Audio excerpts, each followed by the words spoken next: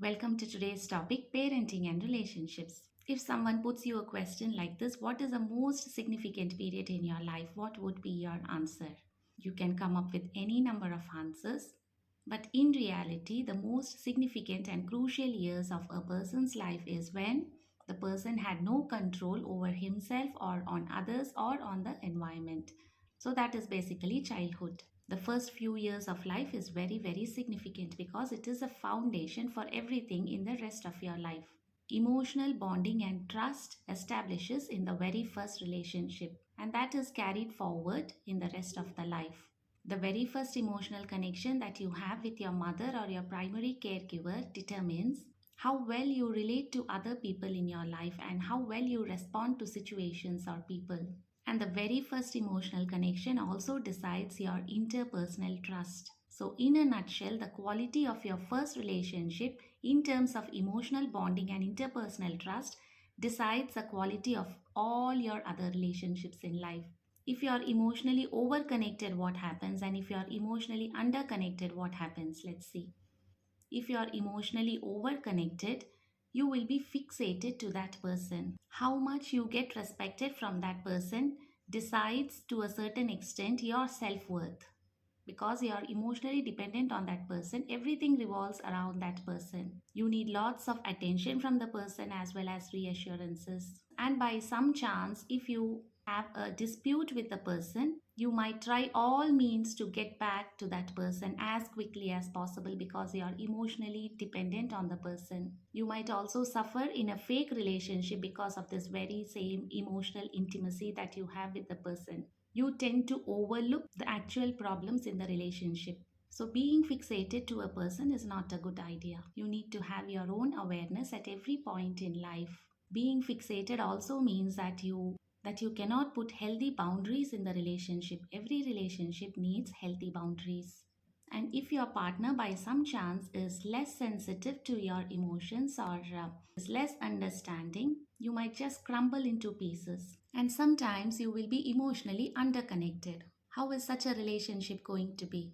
You will not have any connection with the person, and what you value most is your own freedom. The more the other person tries to get intimate to you, the more you have a tendency to push away that love because all you value is your own freedom, your own independence.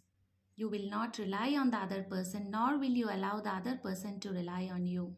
When the other person tries to get close to you, you have a tendency to withdraw totally. You can distance yourself even in a very close relationship. And you are looking for a caregiver, ensure you get experienced hands, number one. Number two, also ensure that the person is not on any medication for depression or post traumatic stress disorder. Also ensure that the caregiver responds to the emotional needs of your child. And sometimes it can happen that the caregiver or even the mother might not understand the non-verbal signals that the child is sending. But still, if the caregiver or mother puts efforts to understand the baby and try to do something for the baby to comfort the child, that also comes under secure relationship because no matter what, you're putting your efforts to help the child gets the message. So, what is a secure attachment style? A secure attachment style happens when there is the right secure bonding between the primary caregiver or mother and the child. In contrast, if the child experienced fear or confusion in the very first relationship and inconsistency when it comes to attending to the needs of the child, such a child will go into insecure attachment style. What do we mean by insecure attachment style? Such a child has a tendency to be anxious or arrogant in a relationship. What are the signs of a secured attachment style? Number one, self esteem will be high. Number two, interpersonal trust will be high. Number three, self respect will not be compromised. Number four, you know exactly how to set healthy boundaries. Number five, even when alone, you will not feel lonely. Number six, you will be trustworthy and empathetic. Secured attachment style doesn't mean that there are no ups and downs when it comes to relationships. Of course, the person will experience emotional discomfort, but the plus point is such a person knows exactly how to deal in that situation, how to deal with the person, how to deal with the situation. Either his resources will be super strong or he will look for ways how to resolve the issue. That is a secure attachment style. If you happen to be a victim of bad parenting, how can a psychologist help you out?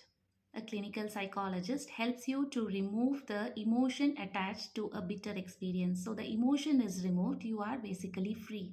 If you are able to transform from a low interpersonal trust to a high interpersonal trust, you will gradually move from insecure attachment style to secure attachment style.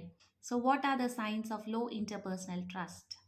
People with low interpersonal trust do not share their opinions and views. They do not open up to others. They keep their thoughts and feelings to themselves. In times of need, they do not seek out for help.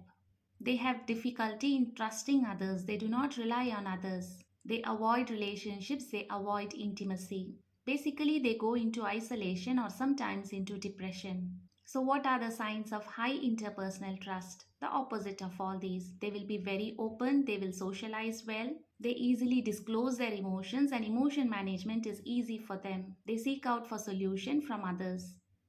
They are open minded, calm, and flexible. How to enhance self esteem and interpersonal trust? To enhance both, we need to remove the unwanted emotions attached to past experiences. So, a little inner work has to be done. You cannot do it on your own, you need to seek psychological assistance for the same. You can enhance your self esteem by increasing your frustration tolerance. That is, however low you might feel, you need not compromise on your sleep, hunger, or thirst. Also, try to stay happy from within. Look out for ways that makes you happy naturally. Do not look for quick fixes and do not dramatize a situation. Be more creative when it comes to decision making and problem solving. How to enhance interpersonal trust? We already said interpersonal trust is formed in the very first relationship that you have with your mother or your primary caregiver. Interpersonal trust is also dependent on your marriage. The first few years of marriage is very, very crucial. If by some chance your interpersonal trust got low, how can you enhance that? There are so many groups outside there, online and offline. According to your taste, you may join any one of them or many of them. Ensure that the goals that you have matches with the goals of that group, or else there is no point in joining a group. What does a group do to you? How will a group be helpful to you?